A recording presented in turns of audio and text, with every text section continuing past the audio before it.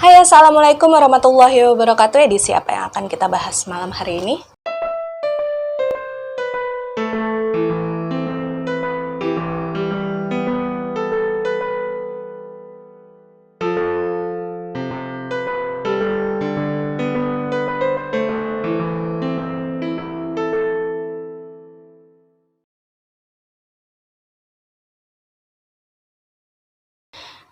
Dan Eja sendiri bilang setiap kali dia masuk ke dalam kamarnya Eyang Putri, si Eja ini selalu menyempatkan diri untuk mengucapkan salam gitu. Dia percaya bahwa Eyang Putrinya meskipun dalam keadaan memejamkan mata, bisa saja dia mendengar suara salamnya si Eja kan gitu ya, berusaha untuk bersikap sopan aja gitu kan. Ketika dia sudah selesai mengucapkan salam, berjalan menuju jendela, berniat untuk menutup jendela, samar dia dengar dari belakang itu ada yang menjawab, "Waalaikumsalam."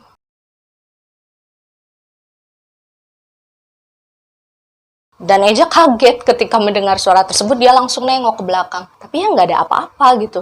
Eyangnya masih tidur, masih memejamkan mata gitu di atas ranjangnya. Karena si Eja ini antara takut buru-buru, ya apalah yang dia rasakan pada saat itu kan. Si Eja ini akhirnya cepet-cepet dia narik jendela kamar dari Eyang Putrinya kan, kemudian ditutup vitrase dan juga gordennya.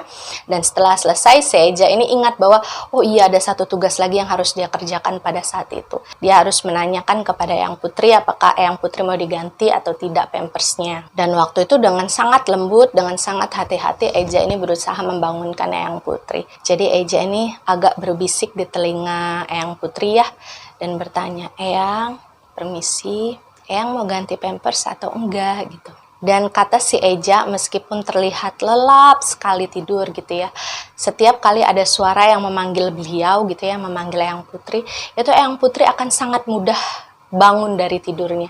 Jadi nggak susah diajak komunikasi gitu. Dan ketika Eyang Putri bangun, dia melihat wajah si Eja ada di dekat dia mendengar apa ucapan si Eja, si Eyang Putri ini mengedip 2 kali, tandanya dia nggak mau diganti pampasnya gitu kan. Dan Eja pun menurut, karena menurut Tante Lina kan jangan dipaksa gitu kalau memang si Eyang Putri ini nggak mau. Dan kemudian si Eja ini berinisiatif lah untuk menawarkan minum. Eyang mau minum, dan saat itu Eyang Putri ini mengedipkan matanya sekali. Dan ketika Eyang Putri memang pengen minum gitu ya, si Eja ini akhirnya mengambillah segelas air putih yang memang sudah disiapkan gitu ya di samping ranjang Eyang Putrinya. Kemudian dia menggunakan sendok menyuapkan ke dalam mulutnya Eyang Putri pelan-pelan satu persatu gitu. Dan meskipun memang menurut si Eja, walaupun disuapin gitu ya, Eyang Putri ini masih kesulitan untuk membuka mulutnya. Jadi mulutnya memang nggak bisa terbuka terlalu lebar. Dan ketika si Eja ini kemudian menyuapkan air minum ke mulutnya si Eyang Putri, dari sisi kanan dan kiri itu kan masih ada yang mengalir gitu ya, air yang nggak sempat tertelan. Dan dengan telaten si Eja itu membersihkan bagian pinggir-pinggiran dari mulut Eyang Putri. Dan nggak terlalu banyak minum, waktu itu hanya 2 atau 3 sendok kata si Eja. Eyang Putrinya itu kemudian mengedipkan matanya 2 kali, artinya dia sudah merasa cukup gitu. Dan saat itulah kemudian si Eja ini berhenti, dia membersihkan mulut Eyang Putrinya sebentar, lalu meletakkan lagi gelas berisi air putih tadi di atas meja. Dan ketika selesai memberikan minum untuk Eyang Putri, si Eja ini juga menawarkan barangkali Eyangnya mau makan lagi. Tapi waktu itu Eyang kembali menolak, dia mengedipkan matanya 2 kali. Karena memang sebelumnya sekitar pukul 3 sore, si Eja ini baru saja selesai menyuapi bubur buat Eyang Putri. Cuma memang waktu itu makannya juga nggak banyak, nggak sampai 4-5 sendok lah. Benar-benar sedikit banget Eyang Putri itu kalau minum atau makan. Dan setelah selesai membersihkan mulut Eyang Putrinya gitu ya, sudah selesai dengan urusan makan dan minumnya, si Eja ini nggak langsung keluar dari kamar Eyang Putri. Jadi dia tuh duduk di samping di sisi ranjangnya Eyang Putri gitu ya. Dia memperhatikan Eyang Putri yang pada saat itu sudah kembali memejamkan matanya. Waktu itu Eja bilang dia ngerasa kasihan banget sama Eyang Putri.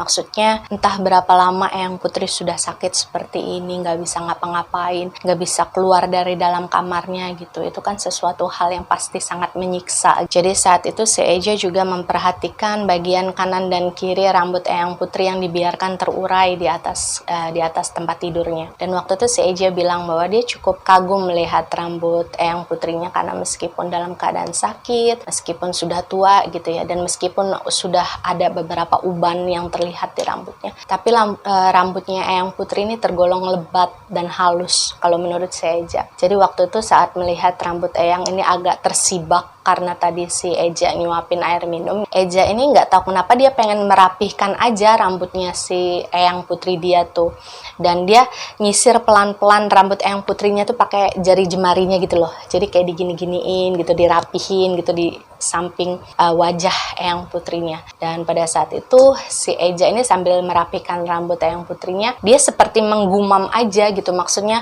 kayak pengen cerita tapi kan dia nggak bisa cerita ke siapa-siapa. Akhirnya dia ngajak Eyang Putrinya untuk bicara. Eyang, Eja kemarin waktu pertama kali datang ke rumah, Eja ngeliat Eyang lewat di depan Eja.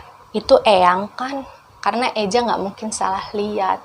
Eja yakin kalau itu Eyang. Ya Eja ngomong begitu aja, maksudnya dia nggak mengharapkan siapapun mempercayai apa yang dia katakan gitu, tapi dia juga pengen bilang ke orang-orang kalau dia tuh nggak bohong. Meskipun pada akhirnya si Eja ini kayak ditampar dengan kenyataan juga bahwa ya sekarang di depan dia Eyangnya kan terbaring, nggak bisa ngapa-ngapain. Jangankan untuk jalan, turun dari ranjang pun nggak bisa, apalagi pada saat itu si Eja ngelihat Eyangnya lewat di lantai 1 gitu. Otomatis kalau memang itu benar-benar Eyang dia, si Eyang Putrinya masa iya bisa turun ke lantai 1 melewati tangga dalam keadaan stroke berat seperti itu. Dan ketika sudah melihat keadaan Eyang yang seperti itu, si Eja ini sudah mulai bisa berdamai dengan hatinya bahwa oh ya sudahlah, mungkin memang apa yang orang-orang bilang waktu itu bahwa saya salah lihat emang itu benar. Mungkin karena saya saking kangennya sama sosok Eyang Putri, saking penasaran pengen ngelihat Eyang Putri kan, karena mereka nggak pernah ketemu dari si Eja ini kecil. Mungkin hal-hal tersebut sampai membuat si Eja ini kayak seolah-olah ngelihat sosok Eyang Putrinya jalan gitu di depan dia, padahal enggak. Dan ketika Eja sudah merasa cukup, apa yang dia lakukan di kamar Eyang Putri sudah cukup, dan Eyang Putri sudah tidak memerlukan apa-apa lagi gitu ya, si Eja ini akhirnya memutuskan untuk keluarlah dari kamar Eyang Putri. Dan sebelum si Eja ini keluar, si Eja menutup lagi nih kelambu yang sebelumnya kan dia buka, dia sangkutkan gitu ya, dengan tujuan supaya ditutup, supaya rapet gitu, biar Eyangnya bisa tidur dengan nyaman, dengan tenang. Dan gak tahu kenapa memang Eja ini selalu terbiasa saat dia datang maupun pergi dari suatu tempat, itu dia akan mengucapkan salam. Jadi ketika tadi dia datang, dia sudah mengucapkan assalamualaikum gitu ya, gak tahu kenapa spontan aja refleks gitu, si Eja ini bilang wassalamualaikum Eyang gitu. Dan si Eja ini kemudian berbaliklah ke arah pintu. Kemudian gak lama sebelum dia sampai ke pintu, si Eja ini kembali bilang sama seperti kejadian yang saat dia masuk tadi, Waalaikumsalam Den Bagus. Suara itu benar-benar jelas di telinga si Eja, jauh lebih jelas dari jawaban salam dia saat dia datang tadi yang bikin dia kaget tadi. Dan menurut si Eja, suara yang dia dengar itu adalah suara seorang perempuan, tapi suaranya serak seperti suara orang-orang pecandu rokok gitu yang serak-serak. Dan suaranya itu terkesan sangat pelan, tapi kayak ada di samping telinganya si Eja. Ketika mendengar suara tersebut, si Eja ini langsung berbalik lah. Dia mencari sumber suaranya karena dia merasa sumber suaranya dekat dengan dia. Dan ketika dia berbalik ke arah ranjang Eyang Putri, meskipun kelambunya sudah ditutup kan, tapi masih kelihatan kan dari luar. Posisi Eyang Putrinya itu masih sama, tiduran terlentang di atas kasur, tapi bedanya adalah kalau tadi Eyang Putrinya tertidur memejamkan mata, ketika si Eja menoleh ke arah dia lagi pada saat itu, dia melihat sendiri bagaimana kedua mata Eyang Putrinya tuh membelalak seperti ini tanpa mengucapkan apapun, melihat ke arah belakang Eja. Jadi seolah-olah tuh kayak ada sesuatu atau ada sosok yang memang berdiri di belakang Eja. Waktu itu si Eja langsung refleks ngelihat ke belakangnya, tapi dia nggak ngelihat apa-apa waktu itu. Dan meskipun ketakutan pada situasi saat itu, si Eja ini mengaku bahwa hal yang paling membuat dia khawatir adalah keadaannya Eyang Putri, karena si Eja ini kaget kok tiba-tiba Eyang Putri matanya melotot gitu kan, melihat ke arah sesuatu yang nggak ada. Jadi dia mengesampingkan rasa takutnya. Pada saat itu dia menghampirilah Eyang Putri sambil memastikan bahwa Eyang Putri ini baik-baik aja. Jadi pada saat itu si Eyang Putri ini masih dalam kondisi matanya membelalak ya. Itu si Eja ini menenangkan Eyang Putrinya sambil nanya, Eyang Putri, Putri mau Eja temenin sampai tidur lagi. Tapi saat itu justru menurut si Eja, Eyang Putrinya menolak. Eyang Putri mengedipkan matanya 2 kali dan justru langsung kembali memejamkan matanya seolah-olah nggak pernah terjadi apa-apa gitu. Jadi beliau kembali tidur aja gitu, tanpa seolah-olah merasa bahwa dia baru saja melihat sesuatu yang menyeramkan sampai membuat matanya membelalak. Dan karena mungkin rasa tanggung jawab si Eja yang besar ya kepada Eyang Putrinya, meskipun dia ngerasa takut, dia merinding gitu kan, hatinya dak-dik-duk berada di kamar Eyang Putri, si Eja ini tetap memutuskan untuk menemani Eyang Putrinya sampai Eyang Putrinya ini pules tidur lagi gitu.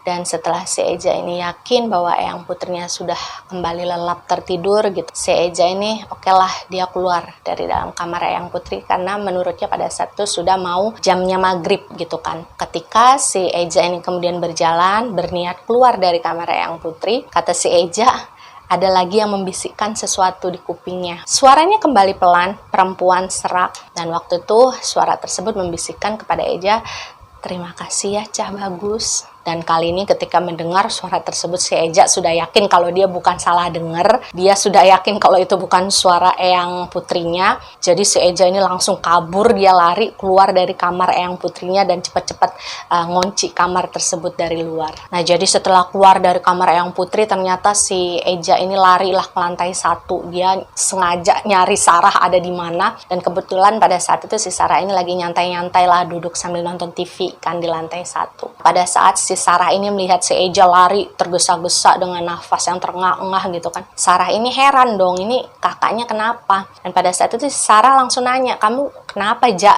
Dan waktu itu si Eja cuma bisa diem, dia mengontrol ketakutannya waktu itu ya, karena dia nggak mau cerita yang macem-macem ke Sarah, takut si Sarahnya juga ikutan takut gitu kan.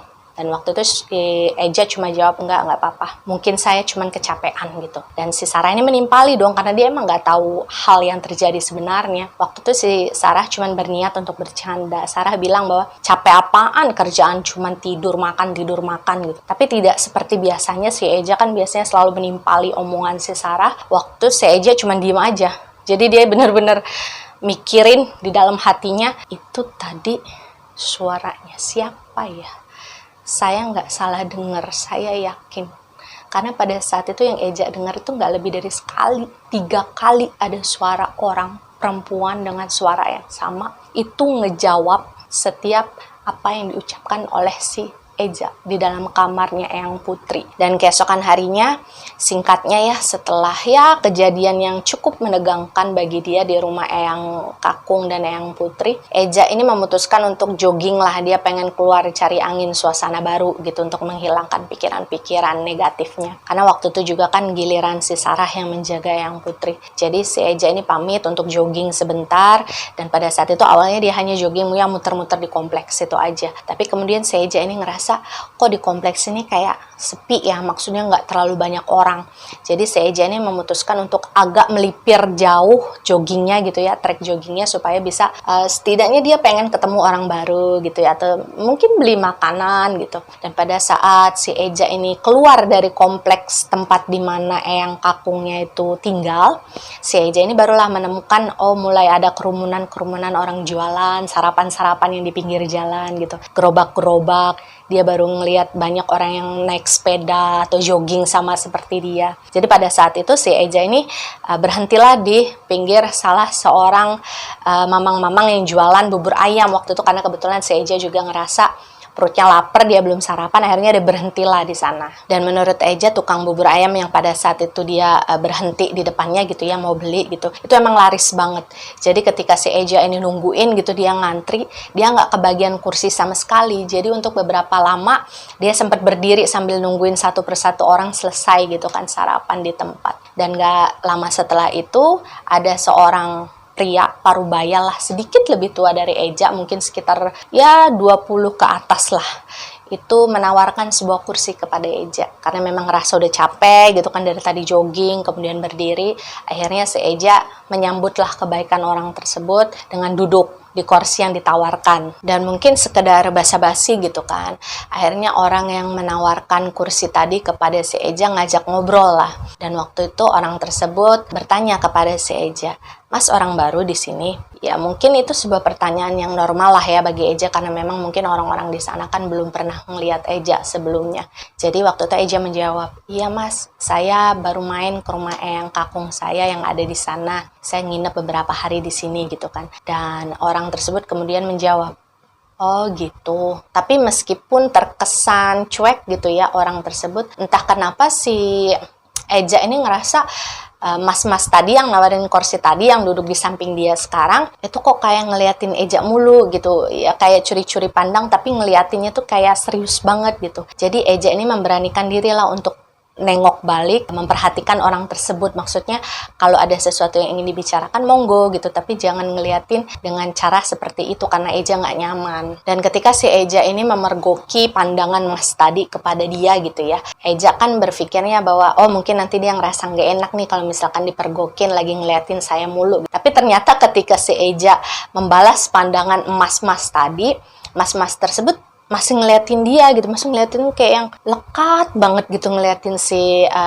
Eja. Jadi waktu itu si Eja langsung to the point kan, kenapa ya mas kalau boleh tahu gitu. Dan nggak lama karena sudah diberikan pintu oleh si Eja untuk memberikan pertanyaan, jadi mas-mas tersebut itu nanya lah akhirnya, kalau boleh tahu rumah eyangnya emas yang di mana itu ya gitu. Dan waktu itu si Eja sebenarnya agak tidak nyaman dengan pertanyaan tersebut karena kan bagaimanapun itu adalah privacy kan. Tapi ya mau nggak mau karena memang si Eja sudah terjebak di tempat itu bersama si mas-mas tadi, ya akhirnya si Eja bilang lah, nama eyang saya Theodora. Kalau misalkan mas kenal dengan beliau, berarti mas juga tahu rumahnya di mana. Dan ketika mendengarkan penjelasan dari Eja barusan, mas-mas tadi itu langsung merespon dengan ucapan bahwa, oh yang kemarin suaminya baru meninggal itu ya mas. Jadi dia itu eyangnya sampean toh. Dan sebenarnya si Eja juga nggak nyangka bahwa orang tersebut mengenal eyang kakung dan eyang putrinya si Eja gitu kan. Jadi pada saat itu si Eja hanya mengangguk sambil tersenyum. Dia berusaha untuk tetap bersikap sopan gitu. Dan gak lama bubur ayam pesanan dia dan juga orang tersebut ternyata datangnya juga bersamaan. Jadi si Eja ini mau gak mau ya makan juga barengan bersama orang tersebut. Kemudian sambil memulai makan mereka, mas-mas tadi memperkenalkan dirinya bahwa namanya adalah Gito. Dan Eja juga memperkenalkan diri dia juga kepada Mas Gito dan mengatakan bahwa dia adalah Eja, salah satu cucu dari eyang Theodora yang memang datang dari kota pada saat itu untuk melayat ke pemakaman eyang kakungnya yang ada di kota Es itu. Jadi ketika pembicaraan mereka mulai mengalir gitu ya, mulai ngobrol, si Mas Gito ini akhirnya bilang lah kepada si Eja kalau, Mas, dulu bapak saya pernah bekerja loh sebagai tukang kebun di rumah eyangnya si mas. Dan waktu itu si Eja kaget dong. Oh yang benar mas gitu. Dan sebagai basa-basi gitu kan si Eja ini menanyakanlah kabar dari ayahnya Mas Gito yang katanya waktu itu pernah kerja di rumah eyangnya. Terus gimana kabar bapaknya mas? Masih sehat tah? Kata si Eja. Tapi waktu itu dengan senyum yang mengulum ya si Mas Gito ini mengatakan bahwa oh enggak mas, bapak saya sudah meninggal dunia. Dan kebetulan meninggalnya juga di rumah eyangnya sampean karena kecelakaan kerja mas. Dan kata Eja waktu itu dia sempat keselak ya saat mendengar jawaban dari Mas Gito. Dia kaget, dia nggak nyangka kalau misalkan ayahnya dari Mas Gito itu meninggal, dan meninggalnya itu karena kecelakaan kerja di rumah eyangnya. Jadi kan otomatis si Eja ini ngerasa nggak enak gitu karena dia sudah mengungkit hal yang sudah pernah terjadi dan cukup kelam yang pernah terjadi di lingkungan rumah eyang kakungnya sendiri. Dan waktu itu si Eja cuma bisa minta maaf kepada Mas Gito kan karena dia ngerasa nggak enak. Wah aku minta maaf ya mas, aku nggak tahu, kata si Eja. Tapi waktu itu Mas Gito dengan senyumnya yang sudah pasrah gitu ya, dia sudah seperti damai dengan keadaan. Dia bilang bahwa nggak apa-apa mas, toh bukan cuma bapakku saja yang meninggal kecelakaan kerja di rumah eyangnya sampean gitu. Dan ketika mendengarkan ucapan tersebut, si Eja ini kembali bengong. Dia maksudnya, waduh, ada apa lagi nih yang nggak saya tahu gitu. Tapi waktu itu alih-alih menceritakan lebih banyak, si Mas Gito ini sepertinya juga ngerasa nggak enak nih karena dia merasa lancang. Kayaknya sudah terlalu banyak nih hal yang diceritakan dia yang tidak seharusnya dia ceritakan kepada Eja, yang mungkin dia nggak tahu apa-apa. Cuman karena waktu itu si Eja sudah terlanjur penasaran, kemudian si Gito juga kelihatannya open untuk bercerita gitu kan. Akhirnya Eja ini ya mendesak lah Mas Gito secara halus gitu untuk menceritakan, Mas sebenarnya apa sih yang terjadi di rumah eyang saya, kok banyak yang kecelakaan kerja di sana kemudian meninggal. Dan waktu itu si Mas Gito ini cuma menjawab sambil terus memakan bubur ayamnya ya gitu. Wah banyak Mas kecelakaan kerja yang terjadi di rumah eyangnya sampean. Ada yang kesetrum, ada yang jatuh dari tangga, ada yang tiba-tiba kecelakaan setelah pulang kerja, ya macem-macem lah. Ya mungkin tergantung dari bagaimana permintaannya Pak Gilbert saja. Dan di akhir kalimat yang diucapkan oleh Mas Gito, si Eja ini semakin mengernyitkan dahinya. Maksudnya dia udah lupa nih tujuan utama dia di situ adalah untuk makan bubur ayam gitu. Dia menjadi benar-benar fokus dengan apa yang dibicarakan oleh Mas Gito. Apalagi ketika si Mas Gito ini menyebutkan bahwa semua kecelakaan kerja yang terjadi di rumah eyangnya itu tergantung bagaimana permintaannya Pak Gilbert. Karena Gilbert itu adalah nama eyang kakungnya dari si Eja itu sendiri. Jadi kan hal tersebut patut dipertanyakan. Ini maksudnya apa ya? Kecelakaan kerja yang terjadi di rumah eyang tergantung bagaimana permintaan eyang kakungnya pada saat itu. Dan hal tersebutlah yang kemudian dipertanyakan oleh si Eja kepada Mas Gito. Sedikit agak tidak terima, si Eja ini nanyalah ke Mas Gito lagi kan. Maksudnya gimana ya Mas, kok tergantung dengan eyang kakung saya? Dan waktu itu Mas Gito berhenti makan, sempat melirik ke arah si Eja ya.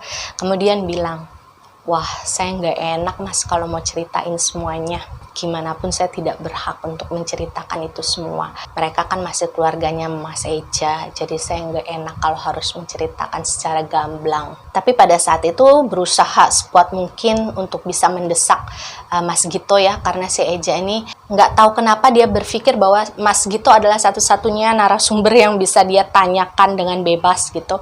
Dan sepertinya Mas Gito ini juga tahu banyak hal mengenai background dari eyang kakung dan eyang putrinya. Si Eja ini memantapkan diri untuk bilang ke Mas Gito bahwa nggak apa-apa Mas, cerita aja, saya juga pengen tahu, saya nggak akan marah karena saya memang ingin tahu dari awal gimana kisah dari eyang kakung dan juga eyang putri saya. Jadi pada saat sudah mendengar kepastian dari si Eja bahwa dia nggak akan marah ya kalau misalkan ada cerita yang nanti sedikit menyinggung tentang keluarganya atau gimana gitu, akhirnya Mas Gito ini bersedialah untuk bercerita. Dan menurut Mas Gito, dia ini pernah mendapatkan cerita yang berasal dari ayah dan ibunya dulu gitu ya. Jadi ayah dan ibunya Mas Gito ini masih satu angkatan lah dengan Pak Gilbert dan juga Ibu Theodora yang merupakan eyang kakung dan juga eyang putrinya si Eja.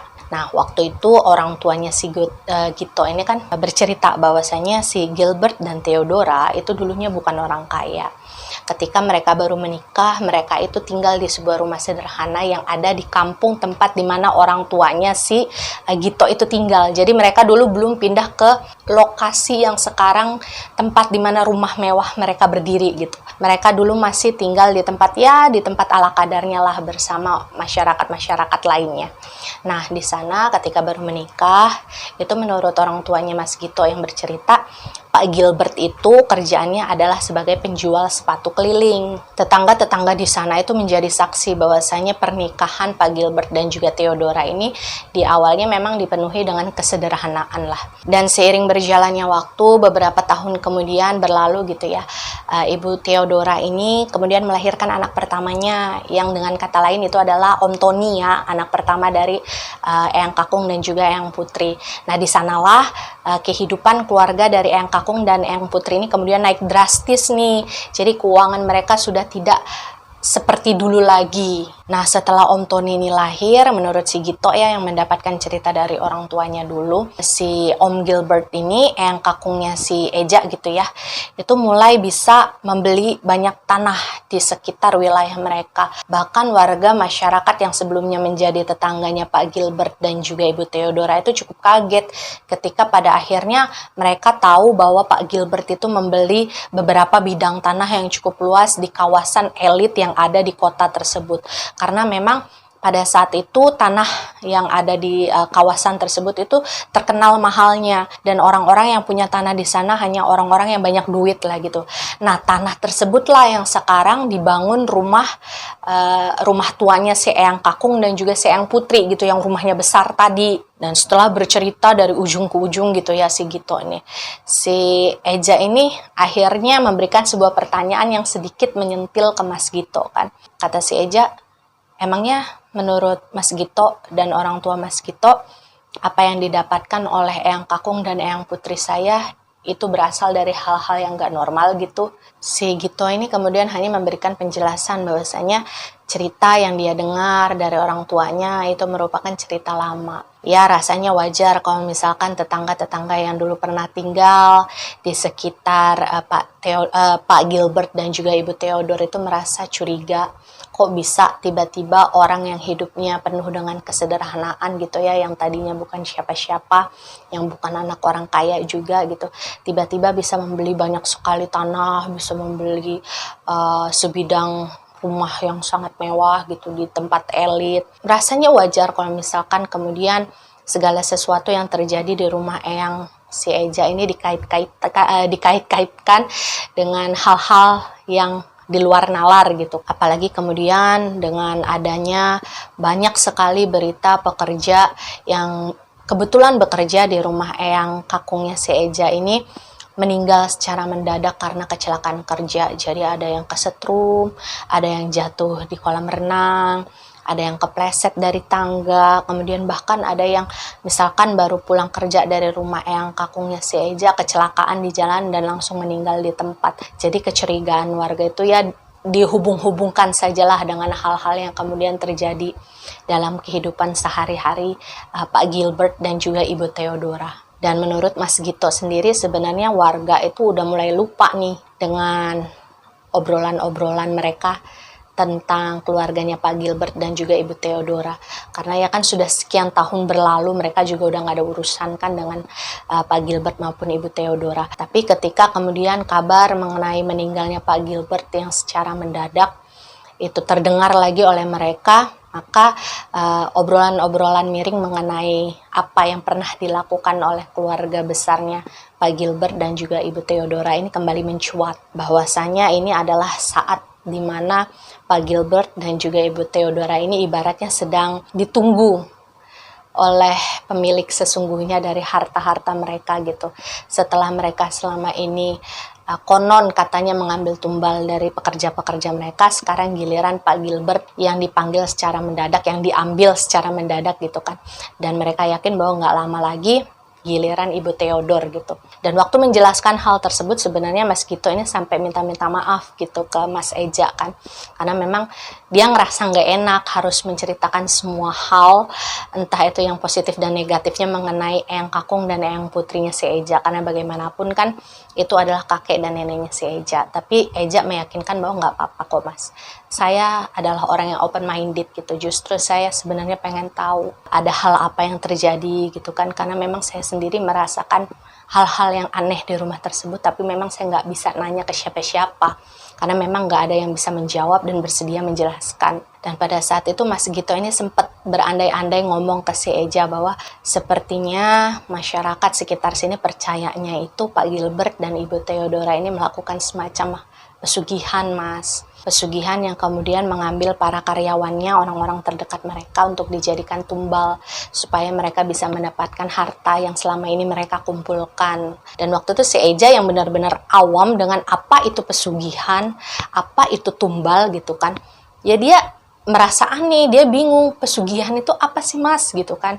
Jadi si Mas Gito ini menjelaskan lagi lah dengan sabar gitu, dengan telaten. Bahkan mereka melupakan 2 mangkuk bubur ayam yang ada di depan mereka sekarang. Waktu itu si Mas Gito menjelaskan bahwa pesugihan itu begini dan tumbal itu begini gitu, dijelaskan secara rinci. Dan pada saat itu Mas Gito bilang, coba deh Mas cari di rumahnya Eyang sampean gitu ya, karena biasanya kalau orang yang pesugihan melakukan hal-hal mistik seperti itu akan ada satu ruangan yang digunakan untuk melakukan ritual apapun itu, dan itu biasanya pasti ada di salah satu ruangan dari tempat tinggal si pelaku pesugihan itu sendiri. Dan ketika pada akhirnya si Eja ini mempertanyakan tujuan dari Mas Gito menceritakan semua hal tersebut kepada Eja itu apa, si Gito ini hanya mengatakan bahwa dia sejak dia kecil masih menyimpan rasa penasaran gitu. Kenapa bapaknya bisa meninggal kecelakaan kerja di rumah eyangnya si Eja gitu ya. Karena memang bukan hanya bapaknya si Gito, banyak tetangga-tetangganya si Gito yang dulu juga bekerja di rumah Pak Gilbert dan Ibu Theodora, itu beberapa di antara mereka juga meninggal karena kecelakaan kerja. Dan anehnya, kadang kecelakaan kerja yang dialami itu adalah hal-hal sepele, misalkan kayak kepleset atau apa gitu ya. Tapi tiba-tiba ketika dibawa ke rumah sakit meninggal dunia begitu saja. Mas Gito ini pengen membeberkan hal yang sebenarnya, karena kalau misalkan bisa dihentikan ya monggo dihentikan gitu. Karena sesuatu yang sifatnya hitam seperti itu akan berdampak tidak baik bagi keturunan-keturunan berikutnya. Intinya Mas Gito tidak maulah si Eja ini ikut menjadi korban atau mungkin nantinya diharuskan meneruskan hal-hal yang tidak baik yang berasal dari Eyang Kakung dan juga Eyang Putrinya, jikalaupun memang hal tersebut benar-benar ada. Jadi setelah si Eja ini selesai ngobrol panjang lebar dengan si Gito, Eja ini pulanglah ke rumah karena dia ngerasa informasi yang dia dapatkan sudah cukup. Kemudian ini juga sudah mau jam 10 siang gitu kan ya. Si Eja harus bersih-bersih kan, mandi, siap-siap untuk menggantikan si Sarah menjaga Eyang Putri. Dan ketika perjalanan dia pulang menuju rumah Eyang Kakung dia gitu, dari kejauhan kan rumahnya besar sekali ya. Si Eja ini memperhatikanlah bangunan rumah dari Eyang Kakungnya.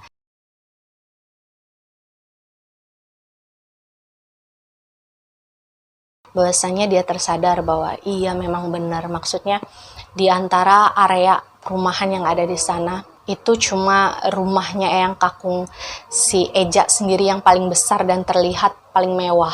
Dan mungkin juga karena sugesti setelah si Eja ini ngobrol dengan Mas Gito kan mengenai background dari Eyang Kakung dan Eyang Putrinya dulu bagaimana gitu kan. Si Eja ini ngerasa berbeda aja ketika dia masuk area rumah Eyang Kakungnya gitu. Udah nggak sesantai biasanya. Dia bilang pada saat masuk dari gerbang menuju pintu utama, Eja mulai ngerasa bahwa ada beberapa pasang mata yang kayak mengawasi dia saat dia berjalan menuju pintu gitu. Karena jarak dari gerbang menuju pintu itu lumayan lah kalau jalan kaki. Kemudian kan di sebelah kanan dan kirinya itu kan banyak pohon-pohon yang rimbun gitu. Karena memang beberapa hari ini tukang kebun yang awalnya bekerja di rumah Eyang mereka kan sudah berhenti gitu.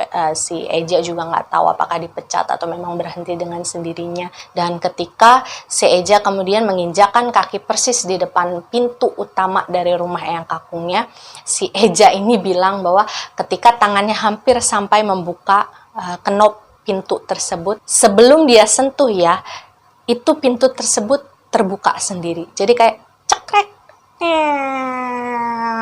pintu itu terbuka. Jadi meskipun memang itu termasuk rumah mewah, karena pintunya terbuat dari kayu jati yang zaman dulu yang berat gitu kan, dan memang mungkin usianya sudah lama, perawatannya juga kurang.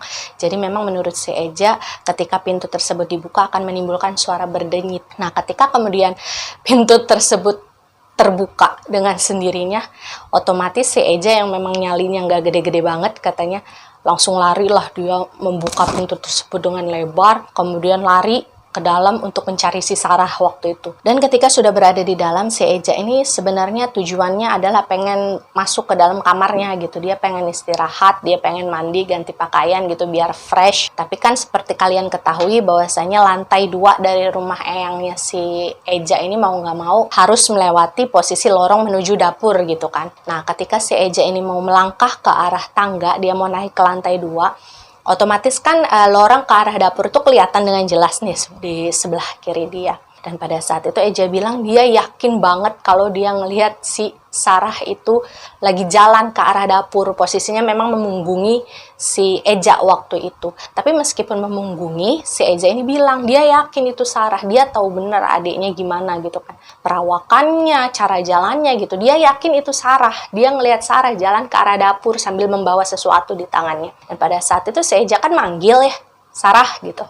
Sekali dipanggil si Sarah ini nggak nengok. Penasaran, si Eja manggil lagi dong. Woi, Sarah gitu. Dengan suara yang agak agak kencang dari sebelumnya. Tapi lagi-lagi sosok Sarah yang dia lihat itu, adiknya itu nggak nengok, karena nggak seperti biasanya, meskipun si Sarah ini memang tipe-tipe orang yang cuek gitu ya, tipe-tipe orang yang acuh gitu. Tapi ketika si Eja manggil, itu pasti nengok. Si Sarah itu nggak pernah mengacuhkan panggilan dari kakaknya gitu. Dan karena kesel panggilannya dicuekin oleh Sarah yang dia lihat jalan ke arah dapur, akhirnya si Eja ini manggil lah sekali lagi dengan sedikit lantang waktu itu, "Woi Sarah!" gitu kan. Dan saat dia memanggil si Sarah untuk ketiga kalinya, nggak lama dari setelah dia memanggil si Sarah yang berjalan ke dapur itu, dari arah lantai 2 itu ada yang manggil si Eja. Jadi ketika dia manggil si Sarah di sini, ada Sarah lainnya yang memanggil si Eja dari lantai 2 waktu itu. Ngeliat ke arah lantai 1 tempat di mana si Eja ada kan. Jadi waktu itu si Sarah ini manggil, "Oh Eja, kenapa?" gitu. Karena si Sarah kan ngerasa nama dia dipanggil. Si Eja yang ngerasa ada yang ngomong sama dia dari lantai 2 kan, otomatis langsung lihat gini dong. Loh, kok ada Sarah di atas? Terus yang saya panggil tadi siapa gitu. Dan si Eja waktu itu bilang ketika dia ada di posisi tersebut, itu otak dia kayak nge-freeze untuk beberapa saat. Dia kayak takut ngelihat sosok yang masih ada di depannya, yang berjalan ke arah dapur, dengan sosok yang ada di atas di lantai 2. Karena pada saat itu dia nggak tahu ini yang beneran Sarah yang mana. Dan ketika dia memberanikan diri untuk mengalihkan pandangannya ke arah Sarah yang berdiri di depan sana, yang berjalan ke arah dapur gitu ya, itu pelan-pelan sosok tersebut yang plek ketiplek menyerupai Sarah, benar-benar mirip Sarah, itu perlahan membalik, memutar badannya. Jadi kayak muter gitu pelan. Dan matanya si Eja ini terus memperhatikan ya, walaupun badannya kayak kaku, beku. Dan menurut si Eja pada saat itu yang dia lihat adalah Sarah dalam versi pucat, bola matanya putih semua. Kemudian pelan-pelan sosok tersebut senyum kepada si Eja kayak, yang awalnya bibirnya kecil, ya khasnya bibir si Sarah gitu. Lama-lama lebar, lama-lama lebar, lama-lama lebar, sampai ke batas telinga. Dan kata Eja pada saat itu ketakutannya udah nggak lagi ketahan karena dia udah capek. Dia juga sudah kepikiran dengan banyak hal tentang cerita Mas Gito, ditambah lagi dengan penampakan seperti itu yang terjadi di depan mukanya. Pingsan lah akhirnya si Eja di tempat itu saat itu juga. Dan ketika si Eja ini mengatakan bahwa dia pingsannya saat itu, Eja bersaksi bahwa dia benar-benar mendapatkan sebuah mimpi yang seolah-olah seperti kenyataan. Jadi waktu itu si Eja ini seperti dibangunkan di sebuah tempat yang banyak kabutnya gitu ya, yang banyak asap mengelilingi dia. Dan pelan-pelan ketika si Eja ini berjalan menembus kabut tersebut, dia sepintas itu melihat ada sosok seorang perempuan berwajah agak bule, rambutnya ikal panjang, itu sedang duduk di sebuah kursi goyang sambil menjahit sesuatu di tangannya. Si Eja pada saat tersebut cuma bisa berdiri sambil memperhatikan sosok tersebut dengan seksama. Dan yang Eja lihat saat itu adalah sosok yang dia lihat itu sedang bernyanyi dengan musik-musik keroncong gitulah sambil asik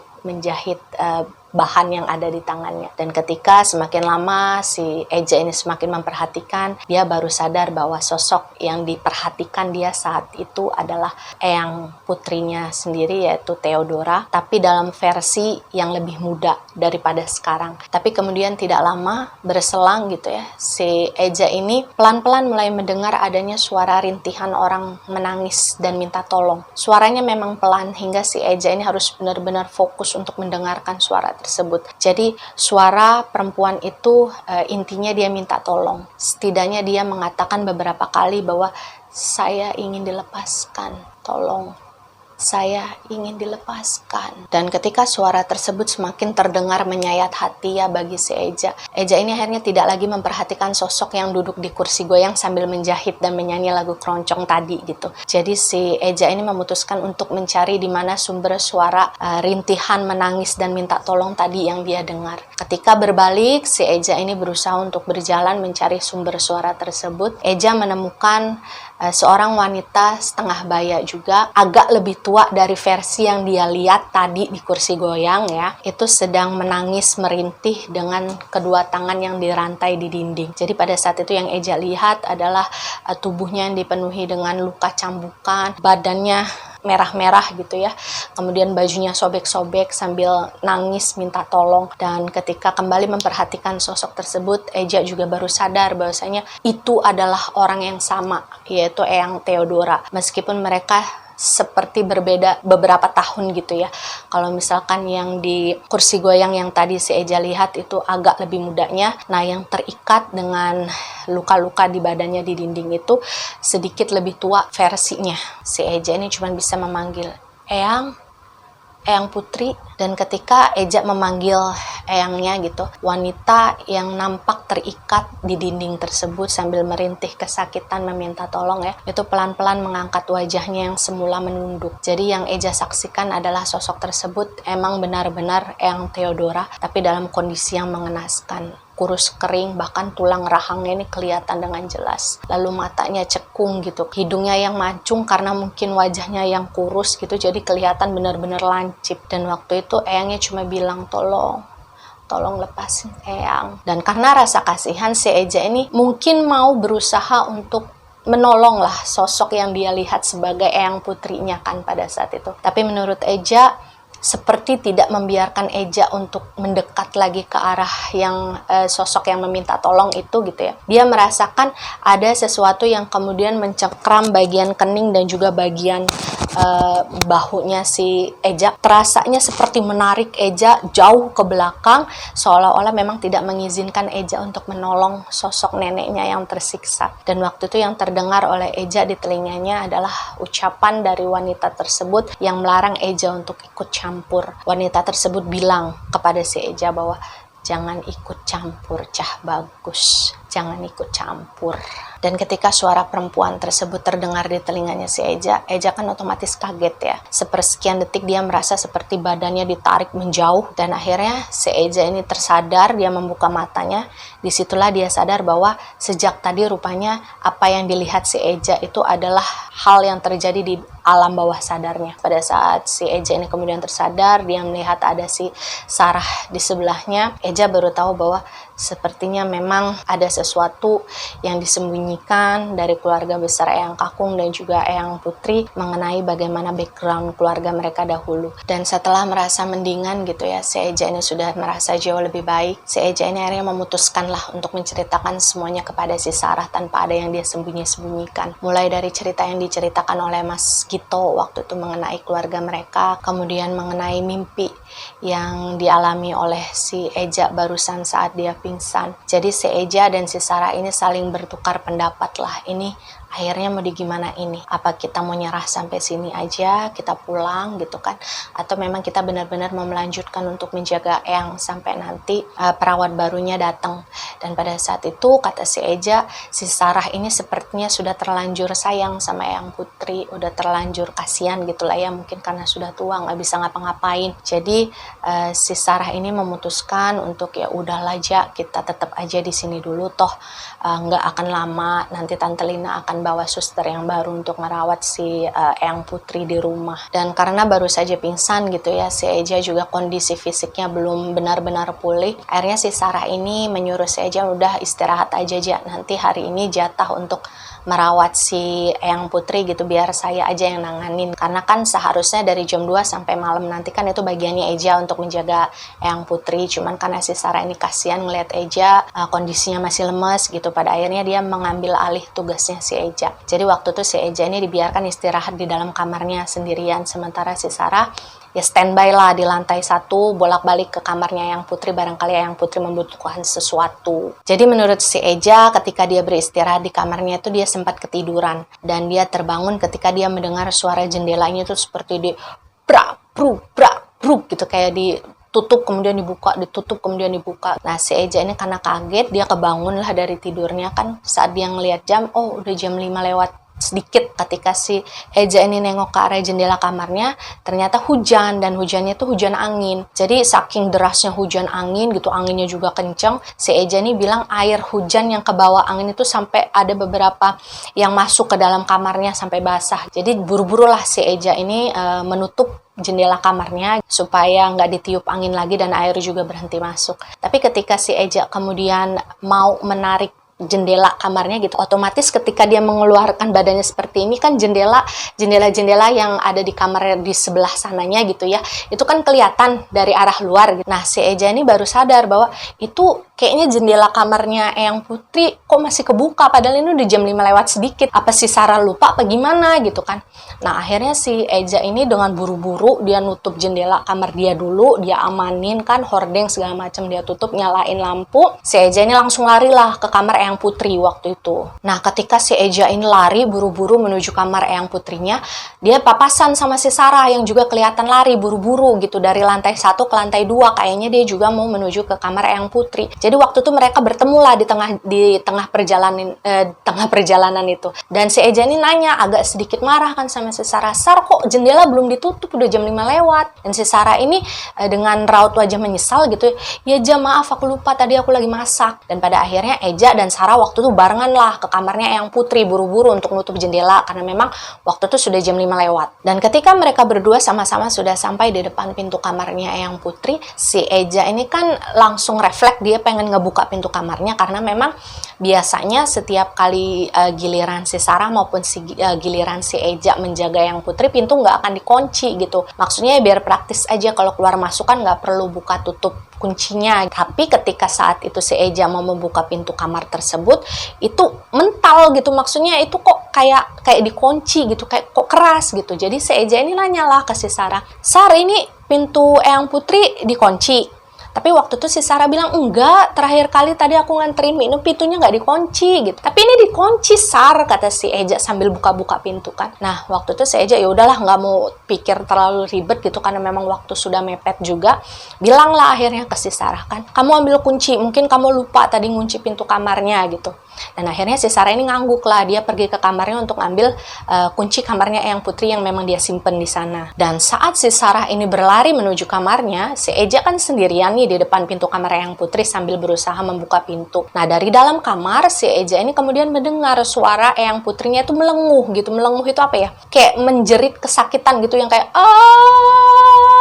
yang kayak gitu. Si Eja langsung otomatis diem dia. Maksudnya dia memperhatikan dulu nih, ini suara beneran dari dalam kamarnya Eyang Putri apa bukan? Karena setahu dia, selama ini dia menjaga Eyang Putri tuh nggak bisa ngomong. Dia nggak bisa bersuara sama sekali. Tapi pada saat itu si Eja benar-benar jelas dengar suara orang menjerit kesakitan dari dalam kamarnya Eyang Putri. Dan karena rasa cemas, si Eja ini akhirnya ngetok-ngetok pintu kamarnya Eyang Putrinya kan. Maksudnya kalau Eyang Putri sudah bisa menjerit kesakitan, otomatis dia bisa merespon dong kalau misalkan si Eja ini manggil dari luar gitu. Jadi si Eja ini manggil lah, Eyang kenapa, Eyang gitu kan. Tapi waktu itu nggak ada jawaban sama sekali, nggak ada respon sama sekali yang Eja dapatkan dari dalam kamar Eyang Putri selain suara jeritan kesakitan. Jadi pada saat itu si Eja ini jeritlah ke arah si Sarah kan yang masih belum datang membawa kunci kamar dari Eyang Putri. Sarah, cepetan, kata si Eja kan waktu itu yang sudah sangat panik dengan keadaan Eyang Putri di dalam kamarnya. Dan percaya atau tidak, pada saat itu si Eja kemudian mendengar suara Eyang Putrinya itu terbelah menjadi dua. Jadi seperti seolah-olah ada dua Eyang Putri di dalam kamar tersebut. Kalian ngerti nggak? Jadi satu suara itu dia menangis kesakitan, menjerit gitu ya, dan satu suaranya itu tertawa kesenangan gitu. Tapi suaranya sama, benar-benar persis serak kayak suara orang yang pecandu rokok. Itu gimana sih suara perempuan yang serak-serak? Dan pada saat itu si Eja benar-benar diem. Dia lagi-lagi diem untuk mendengarkan secara fokus apa yang dia dengar dari dalam sana. Dan Eja sendiri bilang harusnya pada saat itu Eja itu udah lari ketakutan. Karena pada dasarnya si Eja ini ngakuin sendiri dia tuh mentalnya bukan mental pemberani gitu. Cuman karena pada saat itu yang dia pikirkan adalah sosok Eyang Putrinya yang gak bisa ngapa-ngapain di dalam kamar sendirian. Tiba-tiba ada suara orang asing yang dia gak tahu siapa gitu kan. Eja ini ngerasa kasihan sama Eyang Putrinya, jadi rasa takutnya tuh kalah dengan rasa cemasnya dia. Dan ketika si Sarah akhirnya sampai, sambil membawakan kunci kamarnya Eyang ya, si Eja langsung ngambil kunci tersebut buru-buru sambil tangannya agak gemetar, katanya waktu itu dia membuka pintu kamar Eyang Putrinya, dan sambil dia memutar kunci, si Eja ini ngomong lah ke si Sarah, Sar, tadi aku dengar ada suara perempuan ketawa di kamarnya si Eyang. Dan si Sarah ini nggak menanggapi apa-apa, dia cuma ngelihat ke arah kakaknya kan waktu itu, karena si Sarah ini tahu benar kapan si Eja ini serius dan kapan si Eja ini bercanda. Bahkan tangannya tuh gemeteran ketika dia buka pintu kamarnya si Eyang. Dan ketika pintu kamar Eyang Putri itu terbuka, apa yang disaksikan oleh Eja dan Sarah itu adalah sama sekali hal yang tidak pernah mereka bayangkan sebelumnya. Jadi menurut Eja, ketika mereka masuk ke kamar tersebut, itu posisi tubuh Eyang Putri mereka itu melayang di atas kasur, dalam posisi badan Eyangnya tuh kayak dipasung gitu ya. Kemudian rambutnya menjuntai ke bawah sambil matanya membelalak ke atas dengan agak kelojotan gini. Jadi kayak kalian ngelihat ikan yang dikeluarkan dari dalam air. Nah, begitulah kondisi Eyang Putrinya si Eja. Dan ketika melihat hal tersebut, si Eja dan juga si Sarah refleks, dia ngejerit kan, memanggil nama Eyangnya. Eyang kenapa gitu. Dan ketika si Eja ini menjerit, berlari mendekat ke arah tempat tidur dari Eyang Putrinya, si Eyang Putrinya ini tiba-tiba aja jatuh lagi langsung ke atas kasurnya, bruk, dalam keadaan yang tidak berdaya. Dan si Eyangnya ini ya lemes gitu aja, tiba-tiba langsung memejamkan matanya lagi, kayak seolah-olah nggak kejadian apa-apa. Jadi saat itu posisinya si Eja ini membenarkan posisi dari Eyang Putrinya ya, dia memastikan bahwa nggak ada luka sama sekali di badan Eyang Putrinya. Sementara si Sarah dengan wajah pucat, dia cemas, itu berdiri di ujung ranjang sambil memperhatikan keadaan sekeliling. Dan ketika sesuatu hal ganjil ditangkap oleh pandangan si Sarah ini sambil meraba-raba dia mencari sosok si Eja, kemudian menepuk punggungnya. Waktu itu Sarah cuma bisa bilang, "Ja, itu," sambil nunjuk ke arah jendela kamar Eyang Putri yang masih terbuka. Si Eja yang awalnya sibuk sedang memperbaiki posisi Eyang Putrinya waktu itu, akhirnya menengoklah ke arah jendela tempat dimana si Sarah tadi menunjuk. Jadi ketika si Sarah dan juga si Eja ini sama-sama berbarengan melihat ke arah jendela, sosok yang sama-sama dilihat oleh si Eja dan juga Sarah sedang terbang melayang-layang di udara gitu ya, persis di depan jendela yang masih terbuka, itu adalah sosok perempuan sepertinya dengan rambut ikal panjang gitu, badannya kurus, hitam seperti gosong, kemudian kuku-kuku jari tangannya itu panjang sambil dimain-mainin dia kayak gini. Dia melayang seperti asap, tapi bentuknya sangat jelas terlihat oleh si Eja dan juga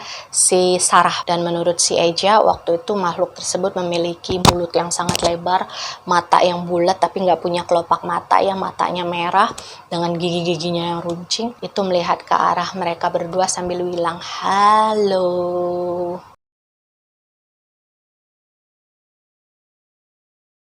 Dan gak lama dari situ, si Eja ini baru sadar bahwa si Sarah, adiknya yang tadinya berdiri di samping dia, itu jatuh lemes di atas lantai. Nggak pingsan, tapi jatuh lemes gitu, karena udah ketakutan ngelihat sosok yang ada di depan mereka. Jadi waktu itu, meskipun juga merasa takut, si Eja ini berusaha untuk mengumpulkan kekuatan dan keberaniannya untuk lari ke arah jendela tersebut. Dan mau nggak mau harus berhadapan dengan sosok tersebut, untuk pada akhirnya si Eja menutup jendela itu rapat-rapat. Dia tarik kan sekuat tenaga, kemudian dia tutup gordennya dan langsung berlari ke arah si Sarah untuk menenangkan dia. Dan menurut si Eja, setelah mereka memastikan bahwa Eyang Putri mereka baik-baik saja gitu ya, setelah merapikan tempat tidur dia gitu dan menyelimuti tubuh Eyangnya lagi, setelah selesai menutup jendela, si Eja dan juga si Sarah ini memutuskan untuk duduk bersama di lantai 1 di ruang tengah. Mereka benar-benar shock dengan apa yang terjadi. Mereka benar-benar kayak, ya udahlah, kayaknya kita mentok sampai di sini aja, terornya sudah terlalu berat. Dan Eja sendiri mengakui pada saat itu kayaknya dia sudah tidak sanggup lagi untuk menghadapi teror-teror yang mungkin saja akan lebih parah dari ini. Dan si Sarah juga menyetujui keputusan si Eja, dan pada akhirnya mereka berusaha untuk menghubungi ayah mereka pada saat itu. Tapi menurut si Eja, ketika mereka menghubungi ponsel ayahnya tuh nggak diangkat, berkali-kali tuh nggak diangkat. Padahal menurut si Eja, ayahnya tuh bukan tipe-tipe orang yang nggak ngangkat telepon gitu. Apalagi dari anak, biasanya sekali dua kali dering itu langsung diangkat. Dan entah bagaimana ceritanya, seperti mendapatkan sebuah firasat gitu ya, si Tante Lina itu tiba-tiba datang gitu ke rumah mereka, bukannya memberikan dukungan atau menenangkan si Eja dan juga si Sarah yang baru saja mengalami hal yang sangat traumatis gitu. Tante Lina ini justru marah-marahin si Eja dan juga si Sarah karena memang lalai, lupa mereka untuk menutup jendela kamar Eyang Putri tepat waktu. Jadi waktu itu si Eja dan si Sarah ini dibentak-bentak lah, kata si Eja dimarahin sampai si Sarah ini akhirnya nangis. Dan karena nggak tegang lihat adiknya ini nangis gitu ya, sesenggukan, udah mah ketakutan, trauma, shock gitu kan, malah dimarah-marahin sama tantenya. Si Eja ini kan akhirnya ngerasa kasihan ya. Eja ini memberanikan diri lah ngomong ke Tante Lina bahwa, "Tan, Eja sama Sarah kayaknya mau pulang aja deh, mau balik," dengan harapan Tante Lina akan mengizinkan. Tapi waktu itu kata si Eja, Tante Lina justru marah dan bilang, enggak, kalian nggak boleh pergi dari sini sebelum Tante Lina bisa nemuin suster baru yang bisa ngerawat Eyang. Dan ya waktu itu si Eja dan si Sarah nggak bisa ngomong apa-apa, mereka nggak bisa ngelawan karena pada dasarnya mereka yang sudah setuju sejak awal kan.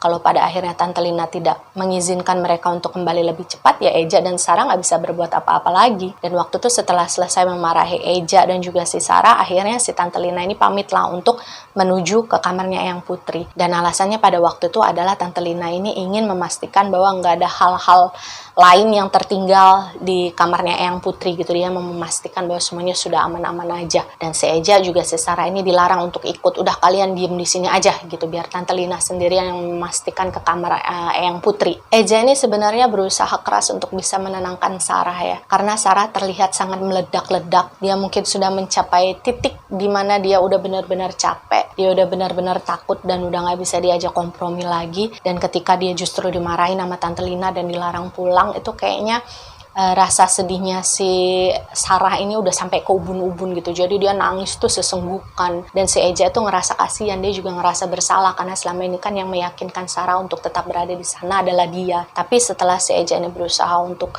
menenangkan adiknya, dia nggak tahu kenapa perasaan dia aja mengatakan bahwa kok kayaknya saya harus ngelihat Tante Lina ngapain ya di sana di kamarnya Eyang Putri. Karena dia ngerasa segala sesuatu yang ada di rumah itu Tante Lina tahu gitu, maksudnya semuanya ada hubungan dengan Tante Lina. Dan ketika mereka menceritakan hal yang kemudian terjadi pada diri Eja dan Sarah, harusnya normalnya adalah seorang tante yang melihat keponakannya dalam bahaya seperti itu gitu ya, itu kan setidaknya ada rasa simpati di sana. Tapi itu enggak, Tante Lina justru marah-marahin si Eja dan Sarah seolah-olah ya semua itu salahnya mereka gitu, mau selamat mau enggak ya bodo amat. Dan itu yang kemudian membuat si Eja ini ngerasa curiga, kayaknya ada sesuatu yang dilakukan oleh Tante Lina yang gak diketahui oleh Eja dan juga Sarah. Jadi waktu itu si Eja ini pamit lah ke si Sarah.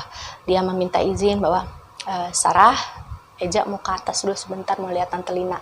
Sarah di sini aja, udah tenang aja di sini, gak usah ikutin Eja. Dan akhirnya si Eja ini benar-benar mengikuti Tante Lina dari belakang. Jaraknya memang sengaja agak jauh supaya Tante Lina ini nggak sadar kalau si Eja ini mengikuti dia kan. Si Eja kemudian berhentilah di depan kamarnya Eyang Putri waktu itu. Dia tahu bahwa Tante Lina tadi masuk ke sana. Pintu memang tidak dikunci, tapi memang si Eja masih bisa mendengarkan percakapan yang terjadi di dalam kamar tersebut. Jadi menurut Eja waktu itu dia mendengarkan ada suara seorang perempuan yang bukan suara Tante Lina loh, ingat ya. Bukan suara Tante Lina itu sedang bersenandung nyanyi lagu keroncong pelan gitu ya. Ya bersenandung gimana sih gitu.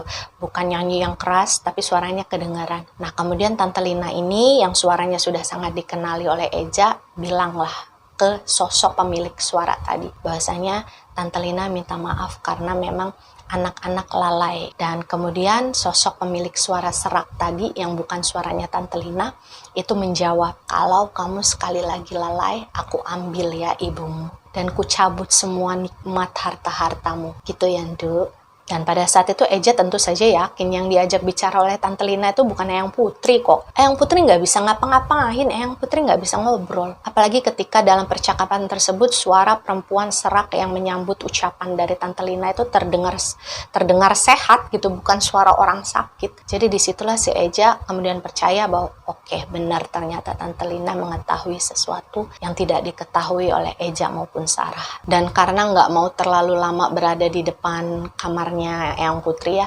Eja juga takut ketahuan oleh Tante Lina kalau dia tadi nguping. Akhirnya si Eja ini buru-buru lah kembali ke lantai 1 untuk menemui si Sarah. Dia narik si Sarah untuk balik ke kamar mereka yang ada di lantai 2 untuk bicara. Jadi waktu itu si Eja menceritakanlah apa yang dia dengar dari balik kamarnya Eyang Putri. Dan disitulah mereka berkesimpulan, Ja, ini kayaknya ada sesuatu yang jahat di rumah ini. Dan waktu itu Sarah bertanya kepada Eja, enaknya gimana ya, Ja? Enaknya kita ikut campur atau tidak gitu, karena mereka sendiri kan takut akan resikonya, mereka nggak tahu apa yang sedang mereka hadapi. Tapi waktu itu Eja nggak langsung menjawab karena dia sebenarnya juga bingung dengan apa yang harus mereka lakukan. Kalau dia tidak menyelidiki apa yang terjadi terhadap Eyang Putri mereka sebenarnya gitu, rasanya akan muncul rasa bersalah jika nantinya ada sesuatu yang terjadi pada diri Eyang mereka. Tapi di satu sisi juga dia takut, maksudnya dia nggak pernah menghadapi hal-hal di luar nalar seperti ini. Kemudian entah bagaimana si Eja ini secara kebetulan melirik ke arah sebuah cermin kecil yang juga ditutupi oleh kain putih, diletakkan di atas sebuah lemari gitu. Jadi memang di dalam kamar tersebut masih ada sebuah cermin yang disimpan, tapi ukurannya kecil ya, hanya cermin bulat gitu, cermin bulat biasa kata si Eja, tapi tetap ditutupi dengan kain putih karena memang tidak boleh dibuka. Dan ketika si Eja melihat ke arah cermin tersebut, tiba-tiba saja si Eja ini kepikiran tentang sesuatu yang pernah dilihat si Sarah di halaman samping rumah Eyang mereka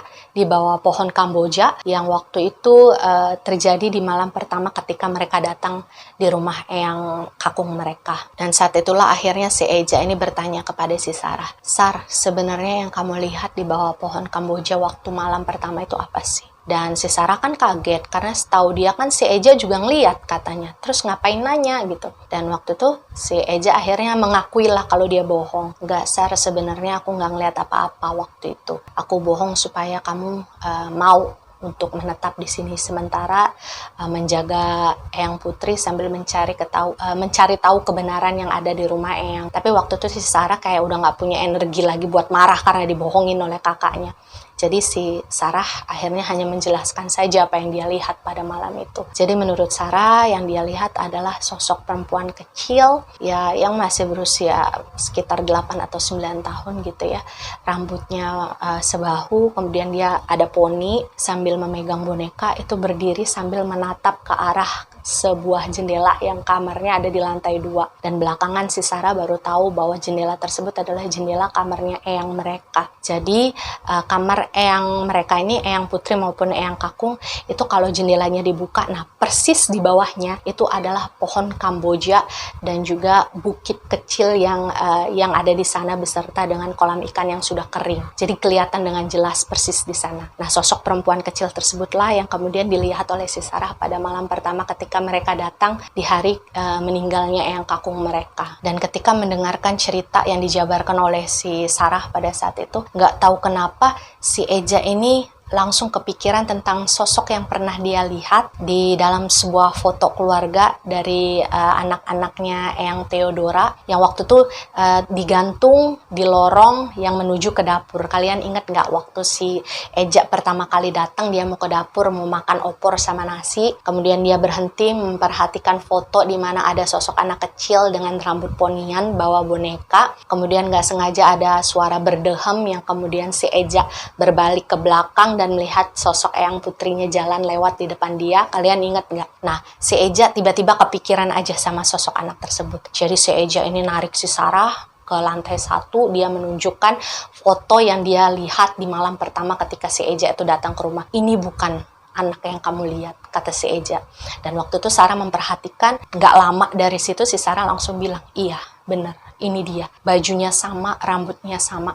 Cuman yang beda adalah ketika di dalam foto tersebut, anak tersebut ekspresinya ceria, seneng gitu ya, tersenyum. Tapi ketika si Sarah melihat sosok tersebut berdiri di bawah pohon Kamboja sambil menatap ke arah jendela kamar Eyang, itu wajahnya pucat dan juga seperti orang yang menahan sedih, kayak pengen nangis gitu. Itu aja bedanya. Dan ketika selesai mengkonfirmasi bahwa sosok anak kecil yang mereka lihat itu adalah sosok yang sama, akhirnya Eja ini seperti orang yang sudah kesetanan, ya maksudnya dia ngerasa kesel seperti dipermainkan dengan misteri yang terjadi di rumah tersebut. Akhirnya kembali menarik si Sarah menuju ke kamarnya. Dia ingat sekali bahwa tadi dia sempat melihat ada sebuah cermin bulat kecil yang disembunyikan di atas lemari sambil ditutupi dengan kain putih. Waktu itu si Eja mengajak si Sarah lagi ke sana dan dia mengambil sebuah kursi berniat untuk mengambil kaca tersebut dari atas lemari. Dan waktu itu si Sarah sempat berusaha untuk menghentikan sambil bilang, "Ja, mau ngapain? Udah jangan aneh-aneh, nggak usah ngelanggar sesuatu yang udah dilarang," gitu. Cuman waktu itu Eja dengan berapi-api karena dia marah kali ya, dia emosi, dia cuman bilang, "Udah, nggak apa-apa,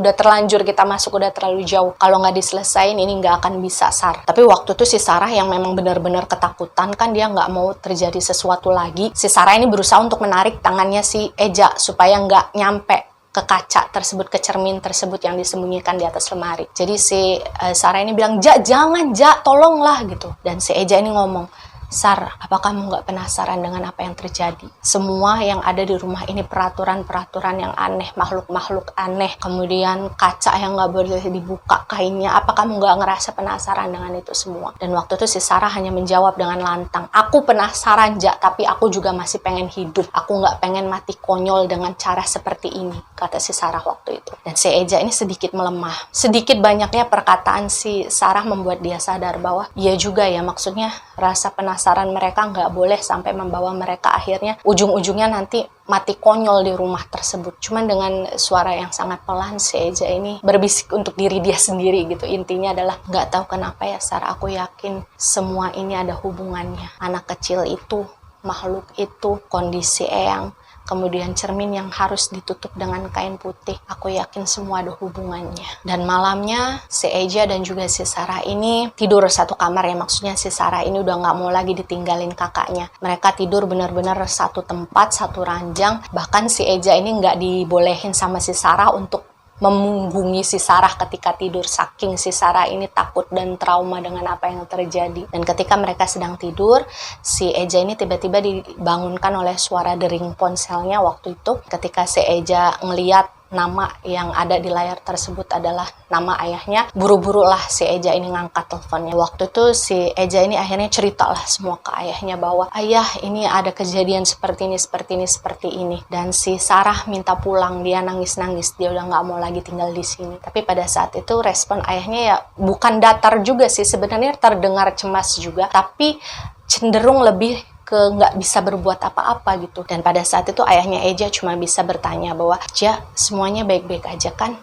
Nggak ada yang kenapa-napa kan?" gitu. Dan dengan kesal ya si Eja ini cuma menjawab, "Ya sekarang baik-baik aja ya, cuman nggak tahu besok-besok akan gimana." Tapi meskipun si ayahnya Eja ini mendengar kemarahan yang diluapkan oleh Eja di telepon gitu ya, ayahnya Eja ini cuma bisa bilang bahwa, "Ya udah Ja, kalian nggak bisa pulang ke rumah sebelum Tante Lina bisa nemuin suster baru untuk ngegantiin ngejaga Eyang Putri di sana." Eja nambah emosi dong ngedenger itu. Maksudnya, ya ini anak kamu di sini terancam loh gitu kan. Tapi waktu itu si ayahnya cuma bisa bilang bahwa, "Ya kan awalnya kalian yang setuju untuk berada di sana merawat Eyang Putri sementara suster baru belum datang gitu. Ayah nggak bisa ngapa-ngapain, Ja. Kalian cuma bisa ada di sana sampai memang nanti waktunya selesai." Kesal mendengar perkataan ayahnya yang sama sekali nggak ada pembelaan terhadap Eja dan juga si Sarah. Akhirnya si Eja ini memberanikan dirilah untuk memojokkan ayahnya waktu itu. Jadi Eja tuh bilang, "Ayah tahu kan sebenarnya apa yang terjadi di rumah Eyang?" Waktu itu ayahnya nggak ngejawab, ayahnya diem aja, kata si Eja. Dan saat itulah Eja yakin bahwa, oh oke, ternyata ayah sebenarnya tahu bahwa di rumah ini ada sesuatu hal yang ganjil yang terjadi. Dan pada akhirnya ayah membiarkan Eja dan juga Sarah berada di sini meskipun ayah tahu Eja dan Sarah dalam bahaya gitu kan. Dan dengan kesal, si Eja bilang lagi ke ayahnya, "Jadi ayah emang sengaja pengen ngejadiin Eja dan juga Sarah tumbal di rumah ini. Gitu ya ya." Dan mendengar tuduhan si Eja, ayahnya si Eja ini marah lah, dia ngebentak Eja waktu itu. "Eja, jaga omongannya, enggak gitu Ja." Dan waktu itu si Eja yang nggak punya pandangan lain, orang ayahnya menolak untuk mengantarkan mereka pulang kok, sekalipun ayahnya sendiri tahu bahwa di tempat tersebut adalah tempat yang berbahaya untuk Eja dan Sarah gitu kan. Ya Eja tetap bersikeras, "Enggak, ayah pengen jadiin saya dan juga si Sarah ini sebagai tumbal gitu." Dan akhirnya ketika mendengar emosi si Eja ini sudah meluap-luap gitu ya, dan mungkin karena ya namanya seorang bapak ya, mau gimana pun mungkin dia nggak tega kalau misalkan pada akhirnya harus membiarkan anaknya kenapa-napa. Akhirnya ayahnya si Eja ini ngomong lah ke si Eja, "Kalau kamu mau pulang, besok kamu pulang. Tapi ayah nggak bisa jemput karena ayah ada dinas keluar kota. Nanti ibu kalian yang datang jemput. Sekarang kamu siap-siap aja. Dan ketika selesai berbicara dengan ayahnya waktu itu, si Eja mematikan ponselnya. Dia melihat ke arah si Sarah. Kasihan sebenarnya dia ngeliat si Sarah yang baru aja lelep tidur gitu kan, karena dia nggak bisa tidur. Sebenarnya dia nggak tega untuk membangunkan si Sarah ya, cuman kan dia harus memberikan kabar tersebut kepada Sarah supaya dia juga bisa merasa tenang. Jadi dengan pelan-pelan si Eja ini membangunkan si Sarah lah. Sarah, bangun Sar gitu. Dan nggak terlalu lama akhirnya si Sarah ini kan bangun. Si Eja ini ngomong lah bahwa tadi ayah nelfon dan akhirnya ayah mengizinkan kita untuk pulang besok, nanti ibu bakal jemput kita. Jadi malam ini kita siap-siap aja dulu supaya kita bisa pulang lebih awal besok. Intinya gitulah omongan si Eja kepada si Sarah. Waktu mereka masih ngobrol, membicarakan mengenai permasalahan kepulangan mereka ya besok hari, itu tiba-tiba si Sarah ini yang awalnya tertarik dengan topik pembicaraannya si Eja, itu tiba-tiba diemnya tuh kayak ekspresi yang oh iya gitu kan, tiba-tiba jadi kayak gitu.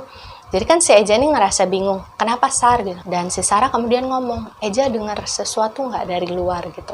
Si Eja berusaha untuk memfokuskan dirinya, berusaha untuk mendengar apa yang mungkin si Sarah dengar dan Eja belum dengar gitu kan. Tapi waktu itu si Eja belum dengar apa-apa nih ceritanya. Jadi si Sarah ini menjelaskan lah, kayak ada suara anak kecil yang nyanyi deh dari halaman samping. Dan awalnya si Eja ini bermaksud untuk mengecek apakah benar suara tersebut berasal dari seorang anak kecil yang ada di halaman samping dari kamarnya si Sarah gitu kan. Si Eja ingin memastikan aja gitu. Tapi sayangnya si Sarah ini tidak mengizinkan si Eja untuk membuka jendelanya. Maksudnya dia masih benar-benar trauma gitu.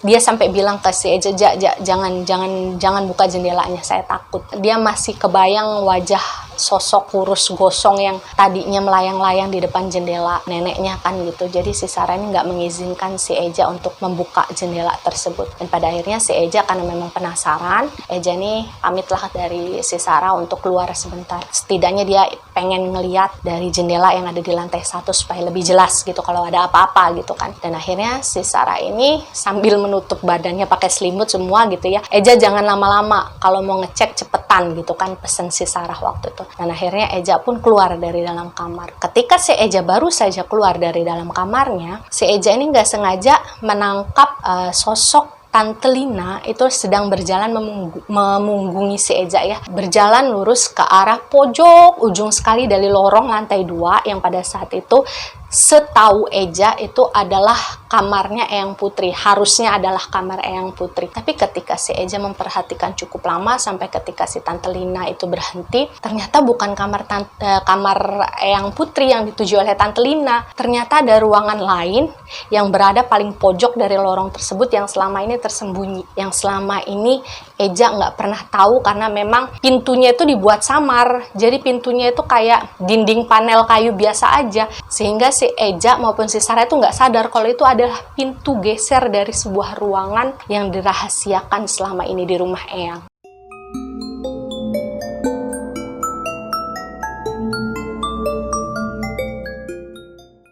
Jadi alih-alih si Eja ini turun ke lantai 1 untuk melihat suara anak kecil yang bernyanyi di halaman samping ya, si Eja ini kembali masuk ke dalam kamar tapi kepalanya masih nengok memperhatikan secara diam-diam sosok Tante Lina yang masuk ke dalam ruangan rahasia tersebut. Dan si Eja ini bisa melihat dengan jelas bahwa pintu yang terlihat seperti dinding panel kayu tersebut ya, itu digeser ke samping, kemudian Tante Lina masuk dan pintu tersebut ditutup lagi. Dan setelah selesai memperhatikan bagaimana gerak-gerik Tante Lina yang masuk ke dalam ruangan rahasia tersebut, akhirnya si Eja ini larilah ke arah si Sarah yang waktu itu masih ngumpet di balik selimut karena dia ketakutan kan. Si Eja ini akhirnya ngomong lah ke Sarah, Sar, tadi aku ngelihat si Tante Lina masuk ke ruangan ini begini.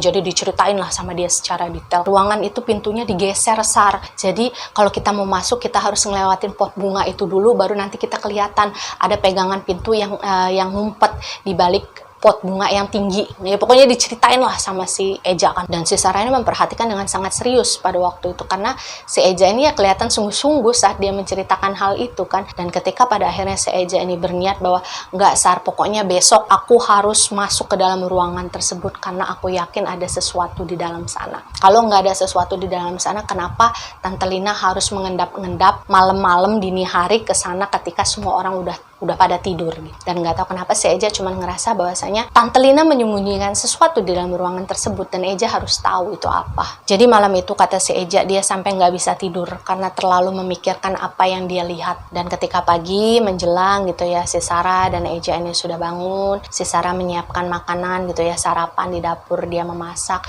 Si Eja ini kan duduk di meja makan sambil terus-menerus memikirkan mengenai ruangan rahasia itu. Dan nggak lama si Eja ini mendapatkan pesan WA dari ibunya, dan di pesan tersebut kata Eja ibunya cuma bilang bahwa ibu mungkin bakal sampai ke rumah Eyang sekitar sore, dan waktu itu si Eja cuma jawab oke bu, gitu doang.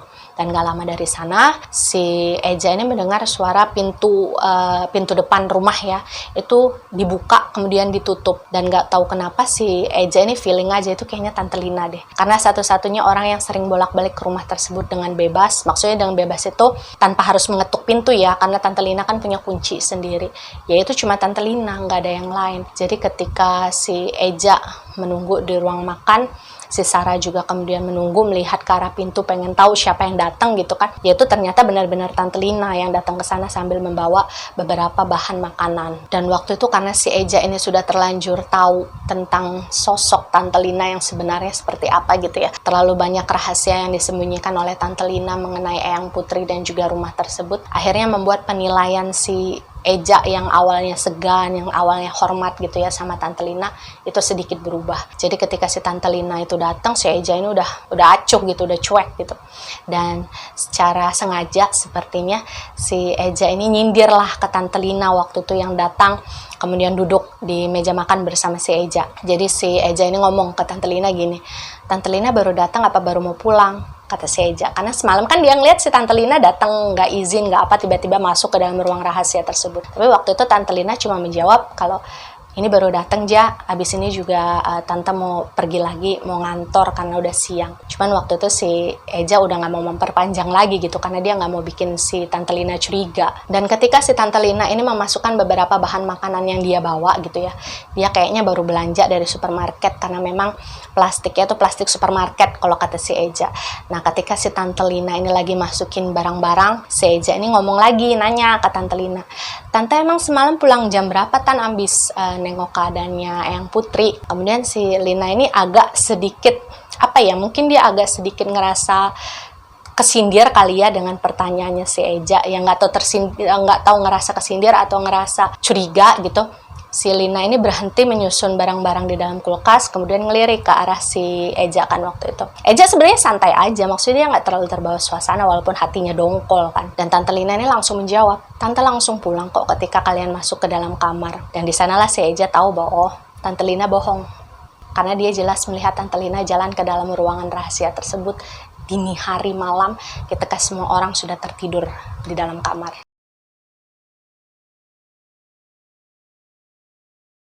Jadi si Sarah ini ngomong ke Tante Lina, Tan, nanti sore Sarah dan juga kakak Eja mau pulang. Dan ketika mendengar pernyataan tersebut dari si Sarah kan, Tante Lina ini marah.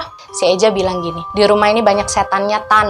Saya dan adik saya digangguin terus, jadi kita mutusin untuk pulang aja daripada di sini digangguin sama setan-setan. Setelah si Eyang ini melepaskan hal terakhir dari dalam badan dia gitu ya, yaitu asap hitam tadi, Eyang itu kemudian berdiri. Tapi kali ini dengan sikap yang jauh lebih tenang. Jadi dia nggak kelihatan ngamuk lagi, dia nggak kelihatan marah lagi. Jadi benar-benar si Eja ini kayak ngelihat sosok Eyang Putrinya yang sejati itu kembali.